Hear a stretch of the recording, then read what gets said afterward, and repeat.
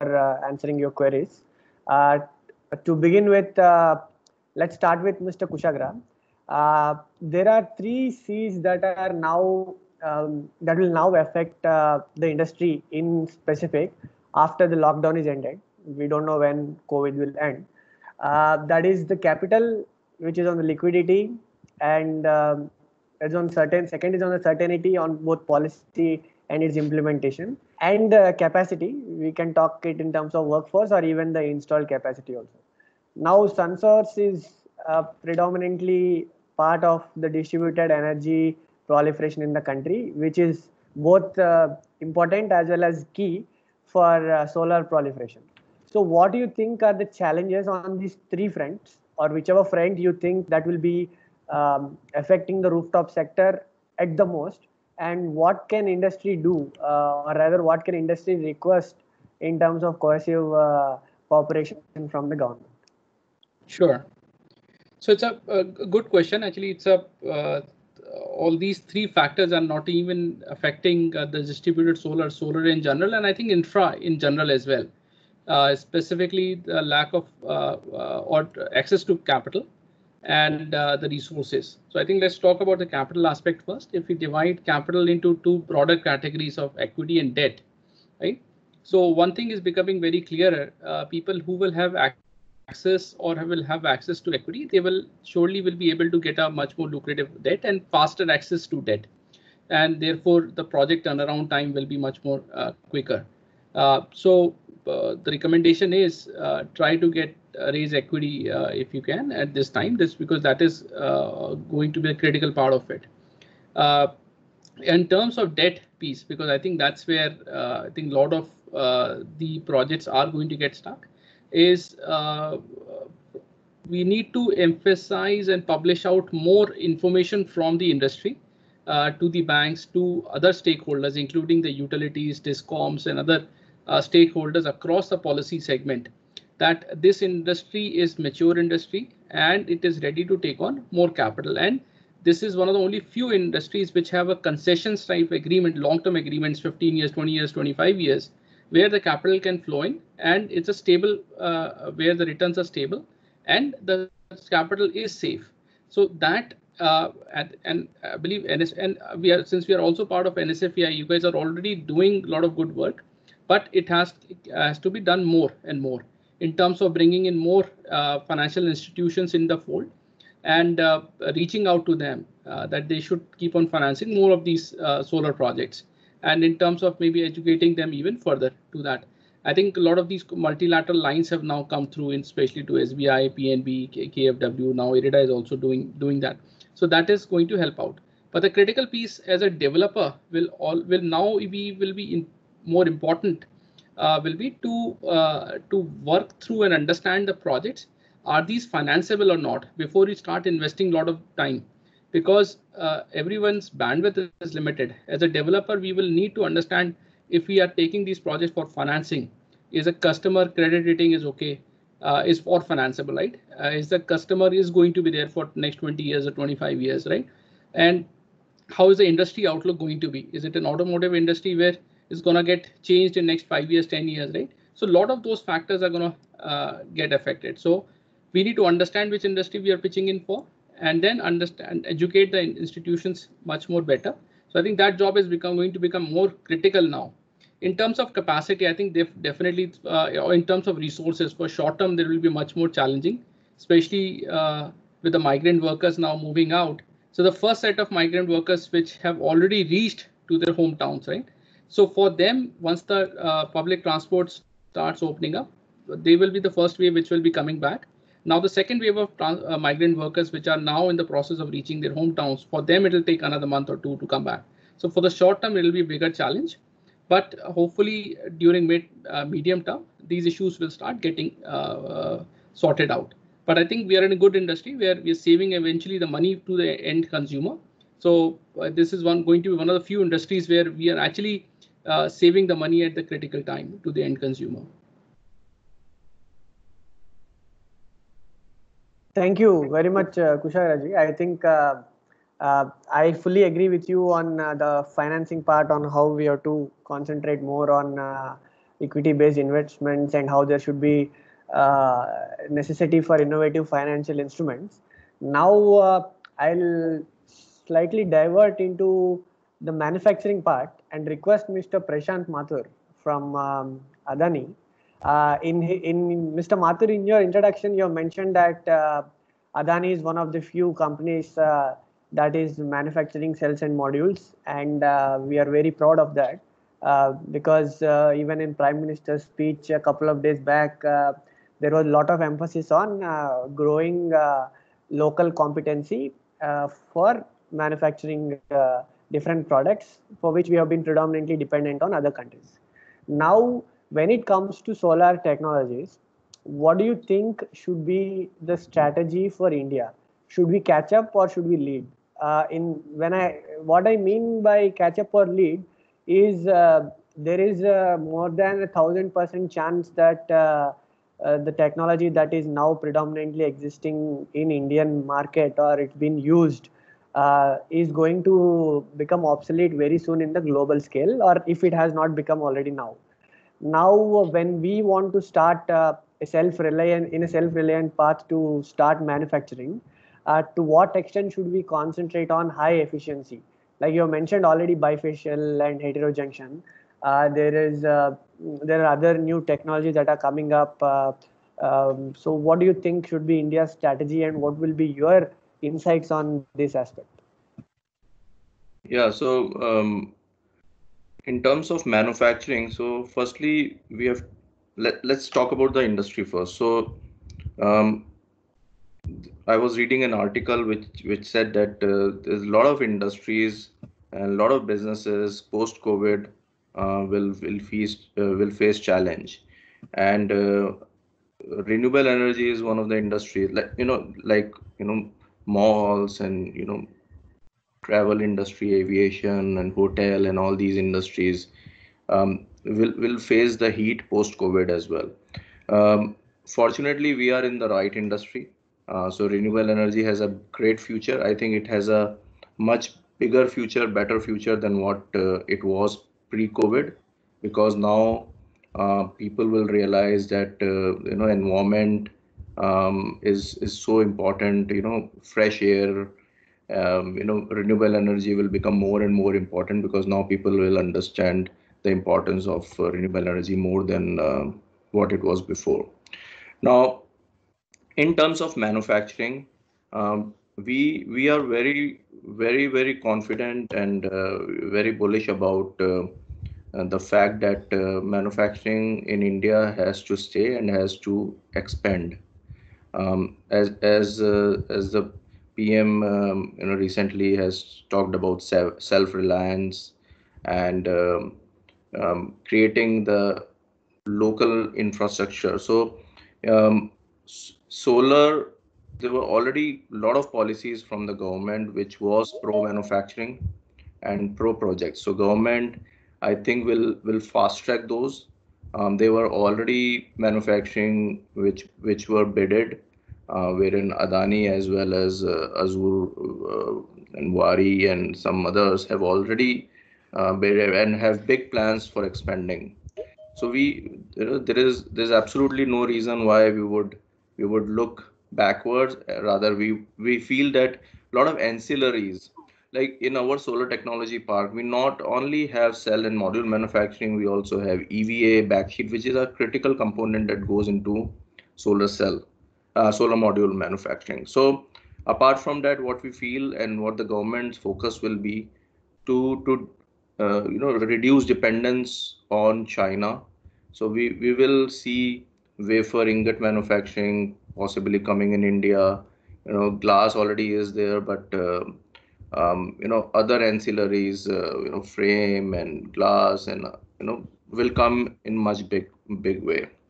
In terms of technology, I agree, but probably why we were catching up rather than leading was we were still at the beginning of the solar industry. So the market was not, the customer was not mature enough to understand that the LCOE is a critical factor when you buy modules, when you use the or the brand reliability of a brand.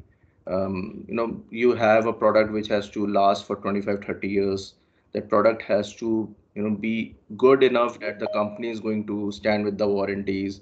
So I think the country or the manufacturers project, they were all in a learning phase till now, which is now, I think we are in the next level. We are moving towards the next level, and all the expansions which are happening is considering the top end of the technology. So where these top manufacturers in China are going, those technologies where they are going, 500-watt panels, 450-watt panels, shingles, heterojunction, HIT technologies, bifacial. So these are all becoming more and more, and what all expansions are happening, they are all going to be on those, because now the customer also realizes the LCOE is very important, and they are demanding those products. Earlier it was always cost, and we still have customers who just talk about cost. I think that's in our genes that we always talk about cost. But I think overall the cost of ownership is what is becoming more and more important, because that's how the industry is maturing now. I agree with you that yes, the customer from the customer side, their appetite for new technology has been growing consistently. And apart from being a cost sensitive market, yes, we have been now open to adopting high efficiency technologies also. In the same lines, I would now request Ms. Ritu to step in and explain how the same customer behavior is going to change in the rooftop segment, because number one, as Kushagra ji has already mentioned, that liquidity will be a biggest issue, and there will definitely be a requirement for innovative business models. So how can number one, organizations and developers channel their business models to adapt to the growing what a contemporary change of consumers? Okay, thank you, Subbu. So, there are, when you say that liquidity and capital is becoming a challenge, that's across the country. Conversely, it actually gives a fillip to the OPEX model. Because if I dial back a little, 2 to 3 years ago, and as Kushagra also said, in the OPEX or the RESCO or the solar power as a service PaaS model, the various names that we use, it's our company. So Amplas would foot in the entire investment, the cost of O&M throughout the project duration, and also do a minimum generation commitment.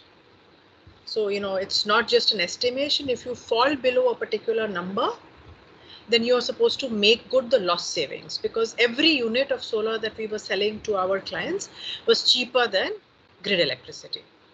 And zero capital, like I said, zero maintenance and zero risk. So, what kind of module, what technology, what kind of finance, what performance. So no risk, right? No technical risk, no finance risk, and no performance risk. It was a risk-free guaranteed saving solution. It didn't grow as rapidly as we thought, because what has been happening over the last few years now is India's growth rate, industrial growth rate, is not that high. And, while people are able to achieve top line growth, in the FMCG sector, not everybody was able to achieve volume growth. So there was a little bit of growth stagnation even before COVID hit us. That was actually negatively impacting our business, because, high credit clients, which are the only ones we go to because of the risks involved for us, because, And the basic risk is it's my asset on somebody else's rooftop that I only have access to if that person permits me. The solar is being generated on site. They cut off my remote monitoring wire and they can continue to use electricity. There is, I'm not like the grid. You don't pay my bill, I cut you off. I don't have that luxury, right? And my revenue is dependent on timely payments every month, month after month, for up to 25 years, if that's the duration of the PPA. So what we were dealing with was people with very good credit rating as well as high credit reputation. Now, these are the very people, a lot of these people, especially MNCs in the FMCG sector and some in the durable segment, that said that, you know what, we have a lot of cash at hand, a lot of cash in hand, and we are not able to expand the business. Until when the growth was great. I've started my career in a typical FMCG. Even a 5,000 rupee capital expenditure used to go right up to the board. We can spend 50 lakhs revenue without any approvals. And CapEx was not really there because you were constantly expanding lines. Today, you're not able to do any real capacity growth. So you're sitting on crores and crores of cash. So they said, sorry, we have to do the CapEx model because we are sitting on idle cash and I have no other deployment for my idle cash. I cannot be going the OpEx route. So that kind of slowed us down a little with some clients. Today, the situation is such that businesses have been terribly hit.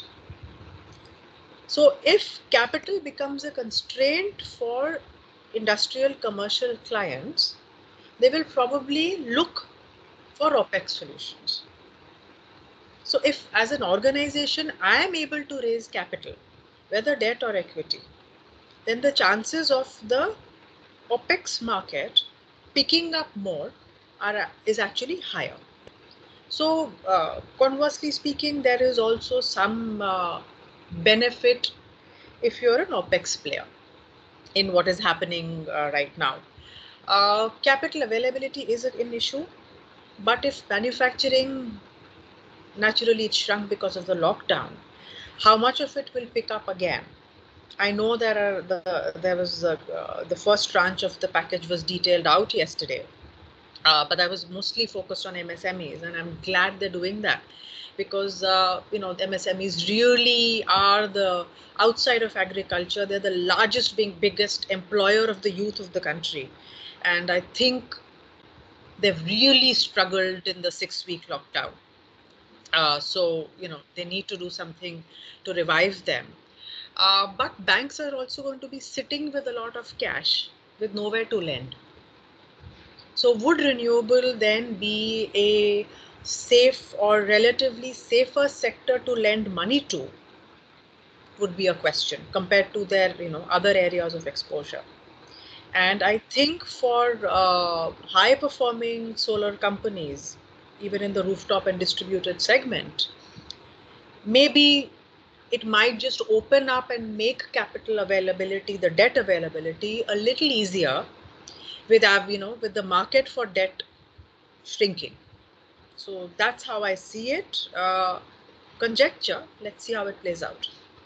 No, I fully agree with you that the OpEx market will fully open up.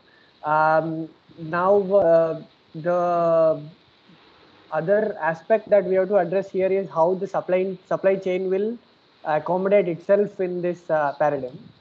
And I would now like to request Mr. Rathi from Waaree, from an engineer to engineer.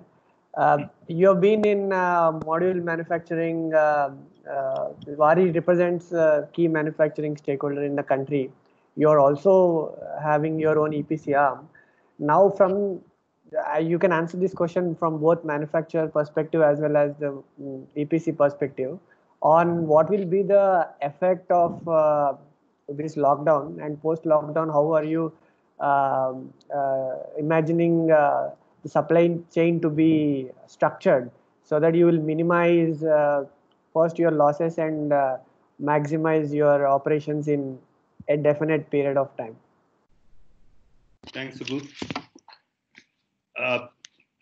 this lockdown has really created problem in terms of the supply chain, but this is again an advantage in other way around, because first lockdown in China created the opportunity worldwide to decentralize manufacturing. Can you hear me? Hello? I can hear you. We can hear you. Yeah. So this is the first lockdown has really created the opportunity worldwide that they have to decentralize manufacturing to meet their supply chain issues. What is the effect of a lockdown in India to the manufacturing? The company like us, we have to close down our factories for more than 30 days or 40 days. Fortunately, post-lockdown, because of the orders in hand and the export orders we have, we could started our factory and ramp up to the level of 3 shift already. What is the advantages? Like we never thought that India is only the market, and we always looked at the world as a market, and we could manage to meet those requirements. And Indian domestic demand is substantially low right now. There is no demand, to be very honest. Okay, there's no market. Even if somebody has a demand, logistic is the biggest problem right now.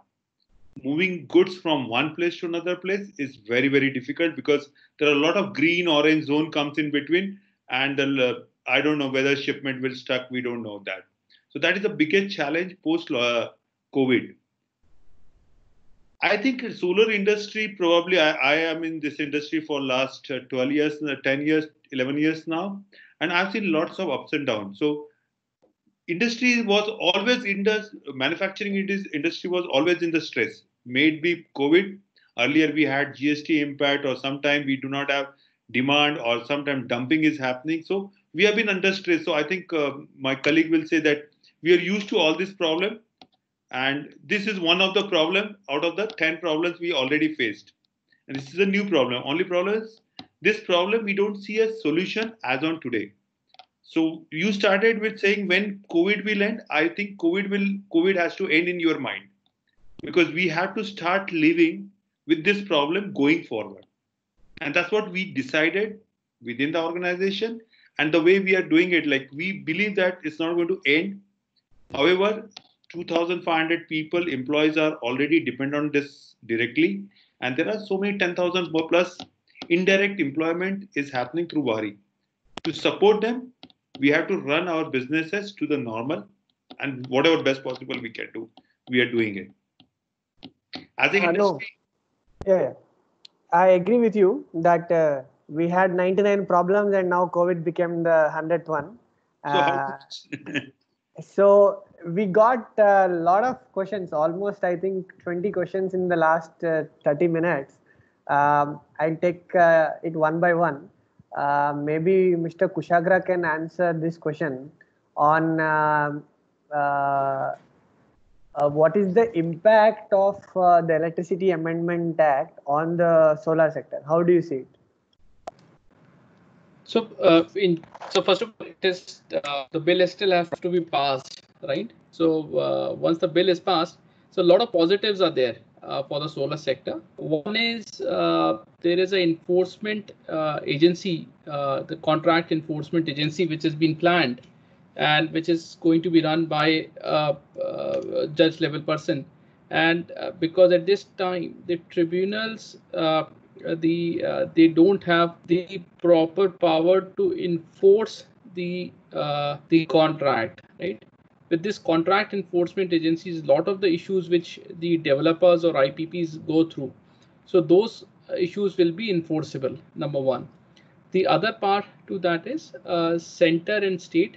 There are a lot of challenges which this bill has tried to address off. The other part to that is direct beneficiary transfer, which is a very big mechanism which has been envisioned in this particular bill.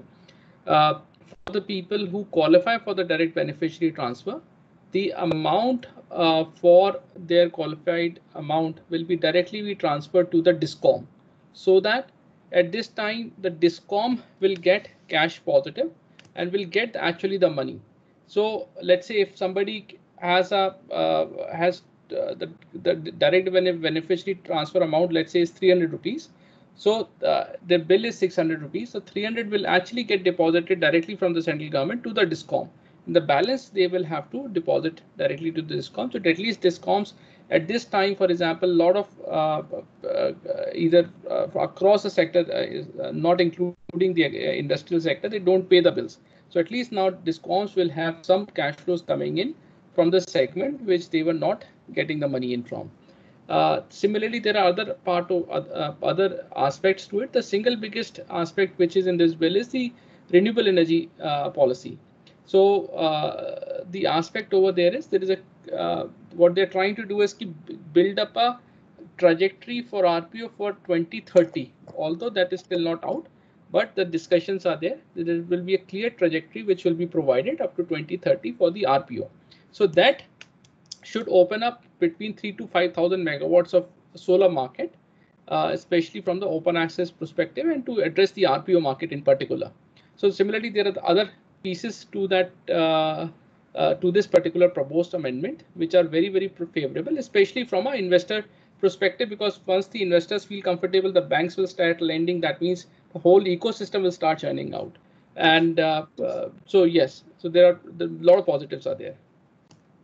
I fully agree with you, and especially the Contract Enforcement Authority is a positive step to avoid reputation of Andhra Pradesh kind of things.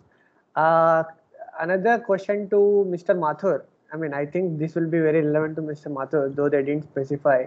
That yes, Prime Minister has emphasized we have to be vocal on local, and it goes without saying that we are predominantly dependent on China for solar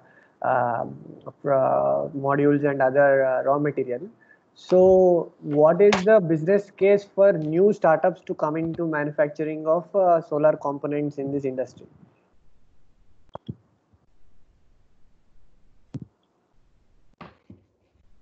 That's a good question, but depending on what kind of component that person specializes in. Solar has a lot of components,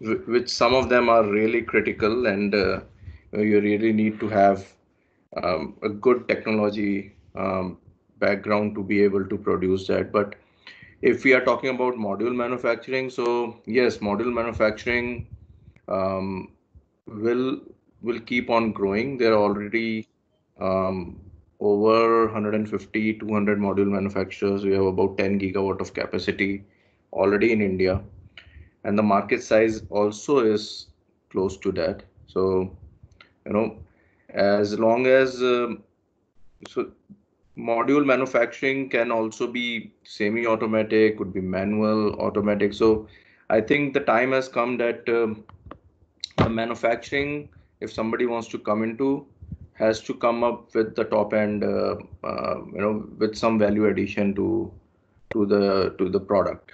So there are a lot of innovative products which are happening. So you need to come up with the right product with the right technology. That obviously, then if you have a good product, obviously people will buy it. Other components, there's a lot of scope for junction box manufacturing, EVA, backsheet, glass, frame, paste, tabbing ribbons. So there's a lot of manufacturing already in India. They are catching up with the Chinese quality. So definitely there's a lot of focus will be on there, and MSME, especially being the flavor of the nation, will get a lot of support from the government to set up these manufacturing, because there's definitely demand for those components from us as a manufacturer. I have a follow-up question to Mr. Rathi. At NSCFI, we have our own manufacturing committee of which all of you are members, and we had a series of deliberations with secretary where even Hitesh Bhai was also part of it.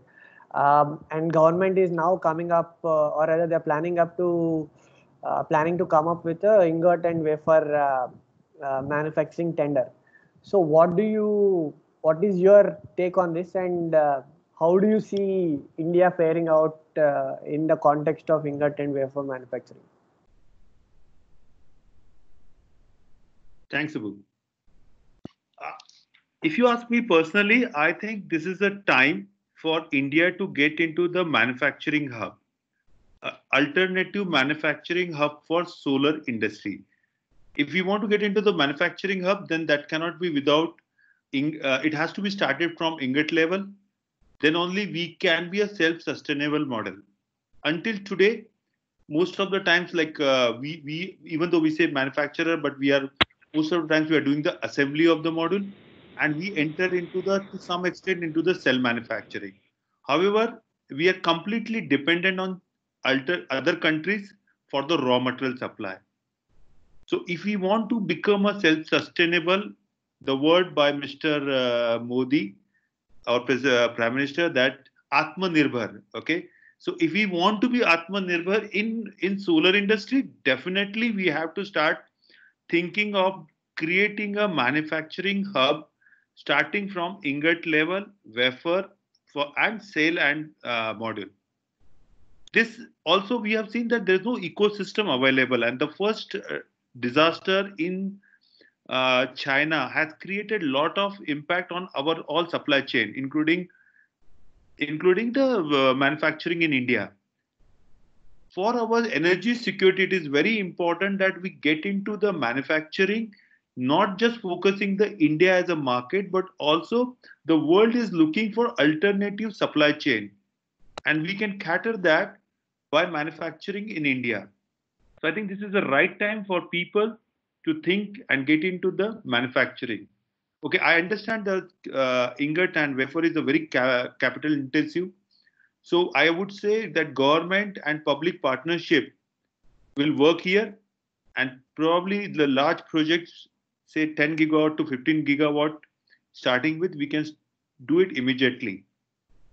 Because still we have to complete 65 gigawatt, and there after this first Gen SM, there will be requirement for solar for another one more decade. So I don't think the investment, whatever we made into this segment, will be a sustainable investment, and there is a good return on investment we can see going forward. I hope I answered. Yes, yes. I think I fully agree with you. There is another question to Ms. Ritu. Would new global OPEX funds come into India, and would they have a share against the few that are present as of now? Oh, I don't definitely know. I wish they would.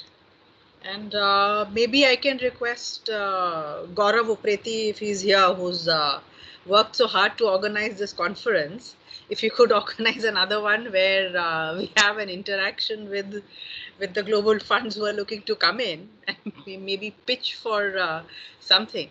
See, it is possible, you know, the impact is not limited to India. There is an impact around the world. So it remains a possibility. Global funds, a lot of global funds already invest in renewables in India, right? They're already there. You name all the big guys, they are all there. From, you know, SoftBank of Japan to, you know, CPD Goldman Sachs to, you know, the pension funds and what have you. So it's a very diverse section of different types of investors are there. Maybe for distributed and rooftop, it looks small. So maybe it's a development funds that will come in earlier. I don't know. See, as of now, which is the only substantial global player in rooftop? It's just the World Bank. I know ADB is waiting to deploy funds, but it's that's the status. You know, it's just like, you know, you see something frozen on loading. And I think it's kind of, for some reason, got stuck there. So I think more need to come in. If they will come in, when they will come in, I don't know. I think I can also direct this question to Mr. Kushagra. They are one of the direct benefactors of an international fund.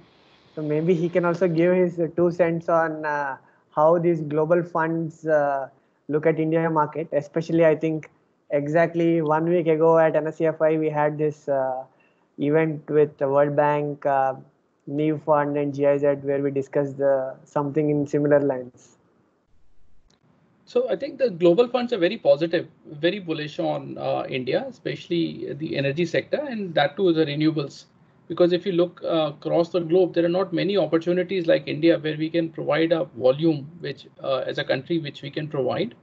So across multilaterals, be it DFID, World Bank, ADB, or others, but there are other pension funds and others all are interested. It's I think because it's only short-term issue with this COVID aspect that they are just holding their fort, and you will see a lot of them will start getting mobilized again because the opportunity as a country which we provide is humongous. And the other thing is, if you look at compare it to, and the reason it is driving, especially if you look at commercial industrial sector, the tariffs of India's commercial industrial sector are the highest as compared to the Western world. Here we have the cheapest tariff at the agricultural, then the residential, and then the industrial, and then lastly the commercial, which is the highest tariff. Whereas if you look at the Western economies, there the industrial commercial sector tariffs are much lower than the residential sector. So here, even without any subsidies or without any doing much, the solar is already profitable. So these, and I think Ritu also mentioned that now with this COVID aspect, you will see a lot of projects are going to start happening on the PPA basis or the OPEX basis rather than CAPEX basis. So you will see more and more deployment of this will come. The other interesting part to that is storage. Storage along with solar, and then if you club it with energy efficiency, it makes even the proposition even more interesting. And so interestingly, we are now just doing a project in Lakshadweep, 4 islands. The whole island, those islands are being run by diesel at this point. So we are basically reducing the diesel consumption and putting large scale solar and storage over there and hybriding with diesel in case if it is required. So those opportunities also going to start coming up, and the funds remains very interested. I think as you see, as the COVID starts dwindling down and the logistics starts opening up, you will see in next few months more interest will be coming in. So I don't see anywhere we are going in as a country we're going anywhere, and the funds remain interested, and you will see a lot of deployment will happen. Excellent. I think even on last Friday's event also, that was the same notion that was put forward by the International Development Fund. There is another interesting question, I think, for both manufacturers here, and I will also try to give my 2 cents on that question, which is what is the roadmap for recycling and sustainable disposal of PV modules at the end of the life of PV modules in India? Before I request either Mr. Mathur or Mr. Atri to answer, at NSCFI, we are working with MNRE's EU cooperation cell and also our counterpart in Europe, which is Solar Power Europe. And we are now almost at the final stage of prescribing the policy mechanism on how to treat the PV waste, how to reduce or reuse or recycle them, both during for the modules which are defective during the transportation or during installation or even at the end of their life cycle. So very soon we will come out with a white paper on this, which will be approved by the MNRE. But maybe Mr. Mathur can give his insights on this recycling, because I for a fact know Adani is a key member of one of the extended producer responsibilities organizations in Europe for PV modules. Yeah, we work with PV Cycle, and all the scrap or recyclable material gets disposed based on the guidelines and the processes laid by them. So that's how we work with. So that when we are manufacturing, obviously that is part of the system. So PV Cycle is where we work with. Yeah, PV Cycle is our European partner in the recycling project also. to Mr. Sunil Rathi, another question from one of our attendees is, what are the immediate changes solar companies should adopt to post, I mean, they've written COVID, but I would say, I would frame it as post lockdown, because as you said, the COVID is here to stay. So what are the immediate changes you think companies should adopt to? You can answer on behalf of both EPC and manufacturer. I think first we have to all recalibrate ourselves to the corona or COVID. So maybe the factory has to recalibrate to work with all this social distancing in view of COVID impact, and you really need to change your processes in align with the current norms given by the government. That is very important right now. So what will happen, what impact will that have? Whatever manufacturing capacity you have currently, the 100% capacity you will never be able to achieve. So there is a new normal capacity. Normally we say now 24 hours working is impossible for any organization to continue. So now the shift size is gone to the 7 hours, and 1 hour is always a break to disinfect your factories to ensure that the next batch comes. Okay. Also social distancing, which is very important. A one person getting infected can close down your factory for 14 days or a site for 14 days. So it's very important to ensure that a minimal impact, even because you cannot stop this. Okay, people are going to interact with various people. So definitely there can be such type of events happening. We really need to build our organization to handle such situations, and which will not have major impact on the manufacturing, which means by separation of all the departments, so that even if you find someone, you are not closing the operation, only one department is getting quarantined and the rest of operations are working. On the side, okay, so particularly on an EPC side, when you look at the utility scale ground mounted project, I think that will not have much impact in the execution side, because their social distancing, maintaining a social distancing is very well possible. Rooftop definitely will have the impact going forward, maybe 2 months, 1 month, to define how they can work on a roof, keeping the social distancing norm. But when rooftop sites are very smaller, like duration of rooftop sites are not that long, residential site is also very small. So in view of that impact can be minimized at the later stage, okay? But there will be an impact going forward in the initial stage. True. I agree. This one is for, I think, Ms. Ritu. How will, according to you, system integrators be affected, especially in the MSME commercial sector and sort of residential sector post-lockdown? Okay, so just one little thing which I picked up from the previous question on the impact and social distancing. So we have actually created at Amplus the norms for construction for both, plants on the ground as well as setting up rooftop plants. So those SOPs are already in place. And yes, I think we've discussed this as an earlier forum as well, that the new norm is giving you a different result of the construction time, etc., because you're not able to work the same way as you worked earlier. But those norms are there, and there will be a time and cost impact, but it is not an impossibility. So that is a good place to start with. Your question in particular is not something I understood very well. So if you could just repeat it very quickly for me. So someone wanted to understand how will system integrators be affected post-COVID, especially the ones who are working in this small-scale commercial sector. Okay, so we are not just system integrators. That would be like a small EPC company, right?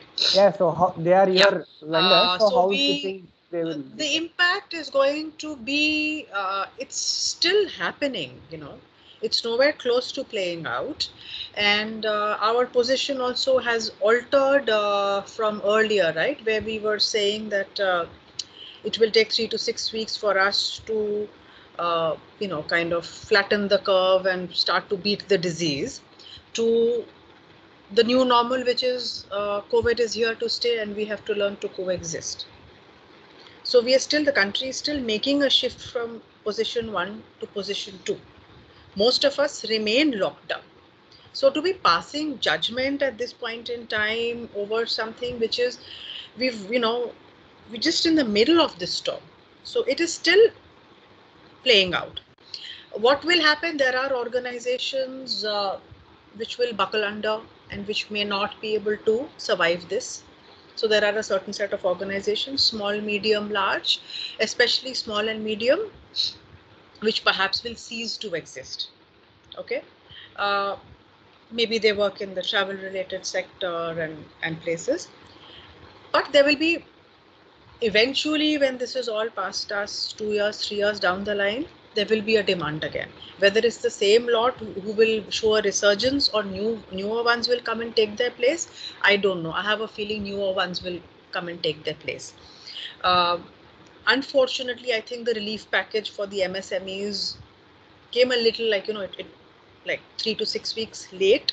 So some of them I know are really, really, really struggling. I don't know whether they'll be able to revive themselves. Most of these MSMEs actually do not get catered to by companies like Amplus. So the few of them that would have solar would have Capex solar solutions, which they would already have on their rooftops, right? So if they survive, they're good to go. If they sink, probably that little asset, which is a very, very small value compared to the rest of their assets, sink along with them. But yes, going forward, this may, people who had been desiring setting up solar on the Capex model in the MSME segment may look at it as an unnecessary expense at this point in time, or may also look at definitely going for it if they can muster the capital from somewhere, because now even if the saving is 10 paisa or 20 paisa per unit of electricity, every paisa is starting to count. So it all depends, the saving factor, that proposition remains as strong as ever. Whether you're going to be able to raise the capital to be able to get that saving remains to be seen. Do they wish to wait it out to see if they're going to be an ongoing concern after 2 years? That is going to be another deciding factor, because if something pays back in a few years and you don't know whether you're going to be around after 18 months, would you want to make that investment? So it depends on which segment, what they are making, where they sit. If they're making something blister packs for pharmaceutical, those guys may jump in today. If they're doing something for garment exports, they may have to wait. If they're in the travel segment, they probably are definitely going to wait. That's where it stays. Residential will be the least impact, in my opinion. Residential also has barely started. And right now it's only the well-heeled who are using solar, who seem to have the greatest ability to tide over the current situation. Yes, there is going to be an impact and a hit, but I think there's enough going to still be growing in the residential sector to be able to generate regular business for players who are catering to this sector, including Amplus. We have 2 last questions. I think one interesting question I will direct to Mr. Kushagra. That is on what do you think, or what are your thoughts on peer-to-peer trading on rooftop solar? It's a very interesting question. So I think as per the current Electricity Act, what I understand, it's not started yet, even though I think a few have tried in Assam and a few other places, I think, but there are some experiments going on in Thailand, which I'm aware of, and in China. So it can be an interesting aspect, but I think the current Electricity Act and the proposed does not allow it. So I think we'll have to look for some other countries to have the success in place, and then probably maybe able to scale it up in the country. Okay, I agree. Even in Mumbai also, I've heard about a pilot project, but we have to see how this is there. One last question to Mr. Mathur. You must be aware of building integrated photovoltaics. Unfortunately, in India, it didn't hit up. It was not a big hit. So, do you think we still have a scope for the facade-based modules in India, especially when we are emphasizing more on urban buildings and rooftop?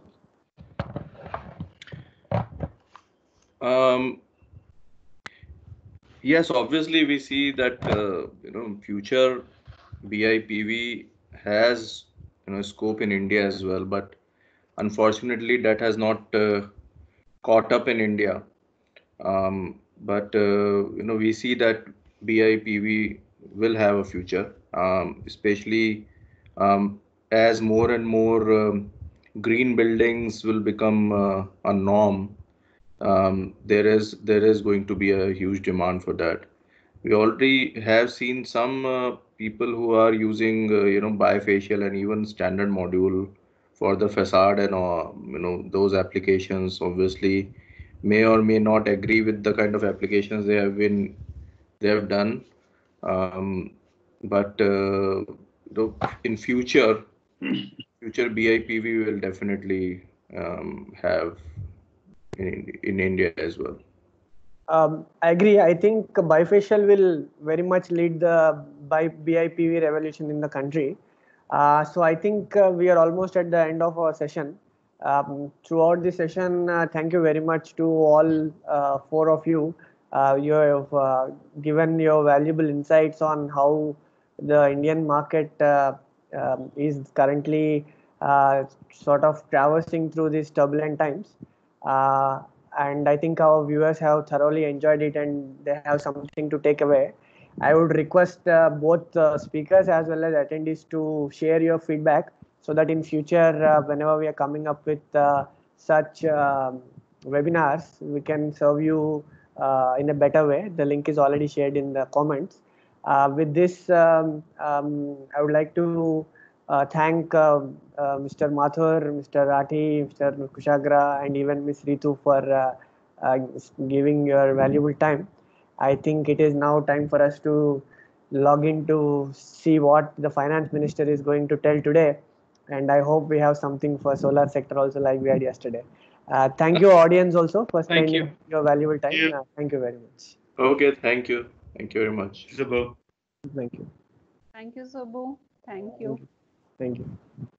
खिलाड़ी करी कि मेरे को दिया था, मतलब कल आप उस पर काम कर रहे थे, आज मैं उसको 15 मिनट के लिए वो व्यक्ति के पास गया तो डायमंड वगैरह बिगड़ गया तो नहीं जा पा रहा था, उसने लिए फिर से मैं उनको बना रहा हूँ।